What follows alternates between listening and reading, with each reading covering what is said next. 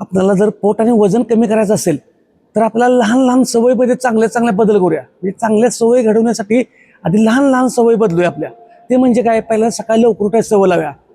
तुम्ही जर एकदमच काहीतरी करून वजन कमी केलं तर ते लाईफ टाईमसाठी टिकून राहत नाही. म्हणजे बरेच जण म्हणतात आमचं वजन कमी झालं तर पण आमचं ते आयास राहिलं नाही, स्थिर राहिलं नाही. तर का, तर त्यासाठीच आपण शॉर्टकट कुठलाही करायचं नाही, फक्त सवयीमधली बदल जाऊया. पण त्या सवयी हळूहळू बदलाव्या लागतील. पहिल्यांदा सकाळी लवकर उठायची सवय लाव्या. आज 15 जानेवारी आहे. तुम्ही ज्या दिवशी हा व्हिडिओ बघाल तेव्हापासून लक्षात घ्या. पण एकदम पण लगेच उठायचं लवकर. म्हणजे मी सांगितलं आता मी रोज 4ला उठतो म्हणून तुम्ही 4ला उठू नका.